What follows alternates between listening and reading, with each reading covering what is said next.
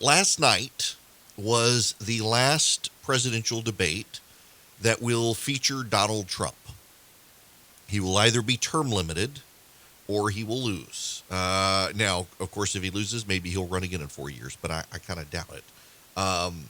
Never say never with him, though. But that should have been his last debate performance. And I've got to say it was his best debate performance ever. He did a remarkably good job. There were some people who interacted with me on social media last night who were upset that the president couldn't throw the punches they wanted him to throw. He couldn't do the things he sometimes do, and that's what they expect. But this is what the president had to do to get undecided voters to move in his direction. One of the consistent trend lines in a lot of the polling out there is that there are undecided voters who they're not really going for Joe Biden. They want to know if Trump can actually be presidential because they're kind of exhausted by the antics that some of the president's core supporters expected. And that he was able to be on stage and be presidential, I think, actually helped the president with those people. Now, is it enough? We'll find out 11 days from today, maybe 12 days from today, if you go to bed early on election night, whether or not it was enough. I certainly think it could stop some of the bleeding of the president's support that we have seen, that polling trend lines, if they're right, pick up on. Now, the question is, are the polls right? Again, we'll find out in 11 days. So I was thinking about this. Frank Lutz commented on this, the pollster focus group guy. In 11 days, either the polls are right by and large, or an entire industry goes away. Because you can be wrong once. And frankly, the polling in 2016 wasn't really wrong. It just failed to calculate the Electoral College. I mean, Hillary Clinton got within a point of the polling average in 2016. But it failed to take into account the Electoral College calculations. And so a lot of people believe the polling was really wrong. In 11 days, either we will wipe out a polling industry or the polling is right. But if the polling is right, there's room for hope for the president in places like Arizona, Pennsylvania, Florida, North Carolina, Georgia, states that he needs to win the Electoral College, that have either stopped trending for Joe Biden or have reversed and started trending towards Donald Trump. My suspicion, from talking to a number of people who are close to the president's campaign and in the president's campaign, is they have reason for cautious optimism that they have stopped seeing voters flee the president. And what they're also seeing is those undecided right-of-center voters who aren't fans of the president finally saying, all right, I'm going to vote for this guy.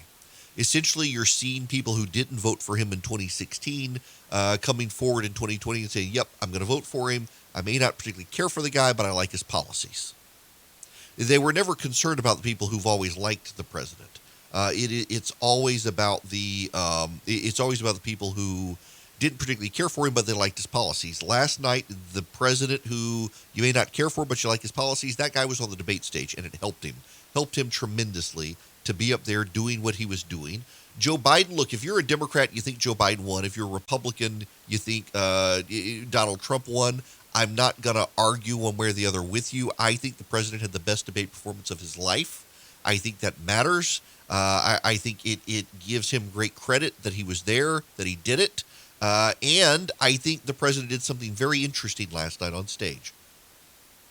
Joe Biden had that moment where when he and the president were squabbling over China and Ukraine, Joe Biden turned to the camera and he looked and he said, listen, this guy wants to make it all about him and make it all about me, and we're ignoring you. And when you're sitting around the kitchen table and you're trying to figure out your future and the middle class is hurting, and what are we going to do? And this guy, and he's talking about Donald Trump, gives you no answers.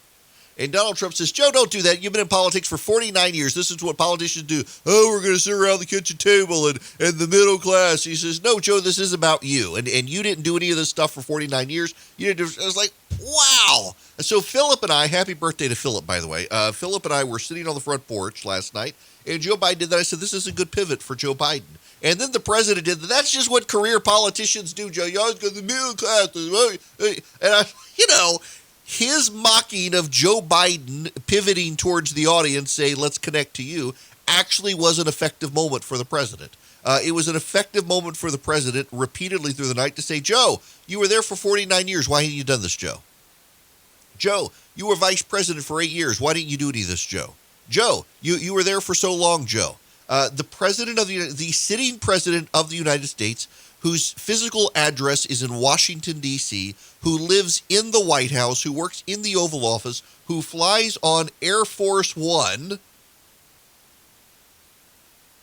is making himself be the outsider to Joe Biden.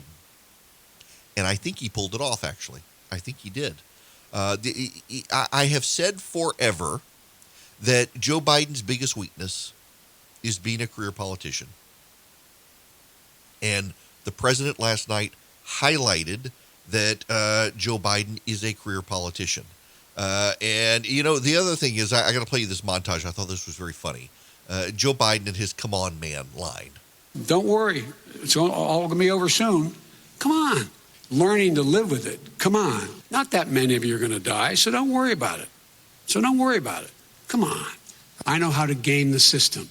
Come on, folks. And we had a good relationship with Hitler before he, in fact, invaded Europe, the rest of Europe. Come on. Is lecturing me on Social Security and Medicare?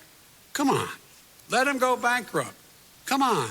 I told him to stand down and stand ready. Come on. Come on. Was he talking to Jeffrey Tubin? I'm sorry. I'm cracking myself up at none of you. You know. Oh, that was wrong of me. I'm sorry. I apologize. Joe Biden last night. I mean, listen, if you're a Democrat, you thought Joe Biden won. But I think he hurt himself at the end of the night. He got very, very, very adamant about fracking and that they were going to basically shut down the oil industry. Ironically, there was a Quinnipiac poll yesterday that had Texas tied. I don't believe Texas is tied. I don't know any pollster other than Quinnipiac that believes Texas is tied.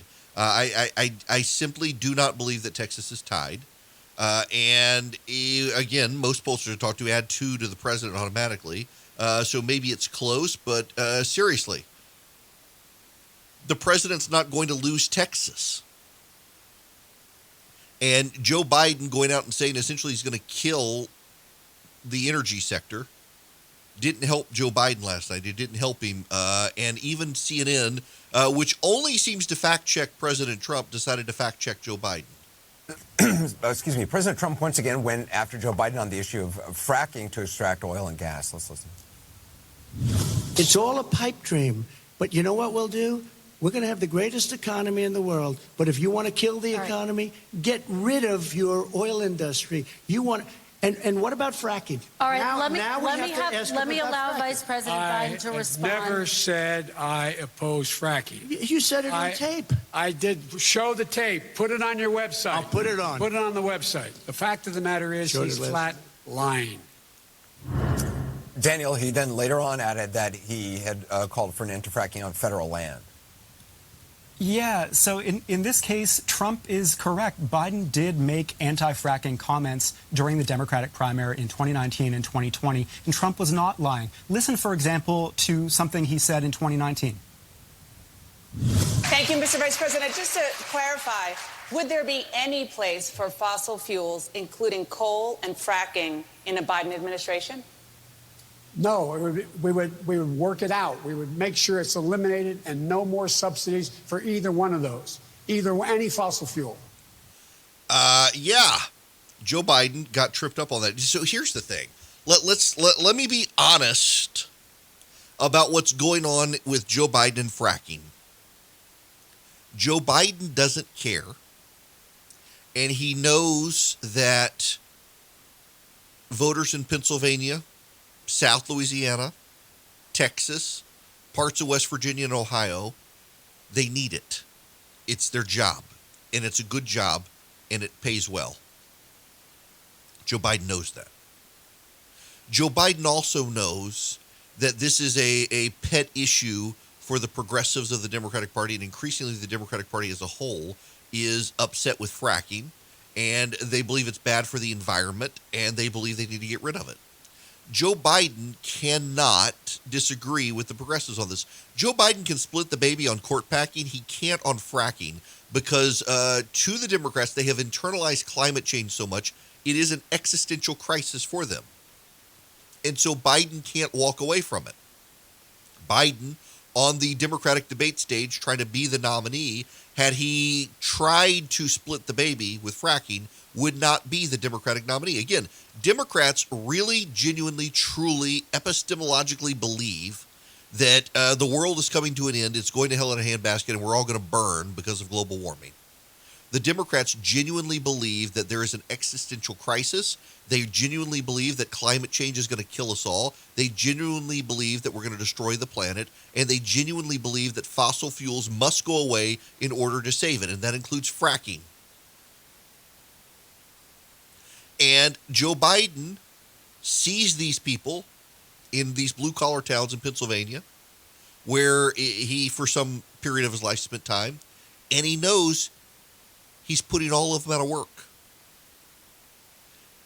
And at this point, he doesn't care because it's about survival, or at least it was in the Democratic primary. He can't deviate from the party line when the Democrats believe there's an existential crisis. But now he's in the general, and he's trying to pivot. He's trying to nuance. And he can't. He tied himself so thoroughly around getting rid of fracking in the primaries, he can't walk it back.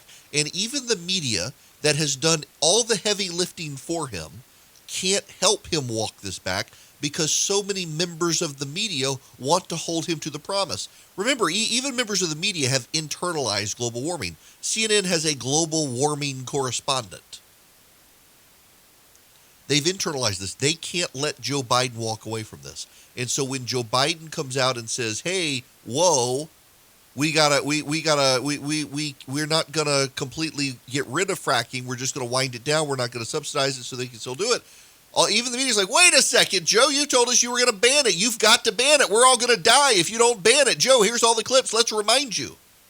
They have internalized this within the Democratic Party. Joe Biden can't walk away from this. And what the Democrats don't understand is this is going to hurt them ultimately, whether it does in the presidential election or in the off-year elections in 2022. It's going to hurt them. Here's how I know this. Look at Australia. In Australia, the Labour Party there, the left, they were set to win big in Australia. And in the last month of that last campaign in Australia, the Conservatives did nothing but ran ads on the Labour Party's version of the American Green New Deal, which actually their plan preceded the American plan from the left. And guess what? The Conservatives won.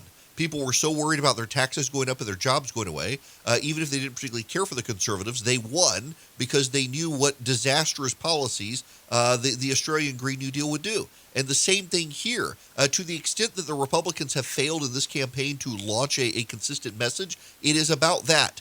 Joe Biden getting rid of fracking, the Democrats insisting fracking must go away, oil and natural gas must go away, your cars must go away, your taxes must go up. This was a compelling message that Joe Biden had to embrace in the primaries in order to win the nomination, and he has not distanced himself. He's trying to distance himself, but he can't because the media believes the Democratic Party line on this so much. They've internalized in themselves fear of climate change that they won't let Joe Biden walk it back, even if it means Joe Biden might lose. They've got to internalize this. They've got to externalize it. And the way to externalize it is to have your candidate not walk away from it. Joe Biden has to own the fact that he wants to get rid of fracking, even though he knows it could hurt him in a place like Pennsylvania now. The media doesn't care because this issue is bigger to them than anything else. So they're willing to fact-check Joe Biden on CNN and say, actually, no, Joe, you promised to get rid of this stuff. You better do it. And the president, of course, uses that to his advantage.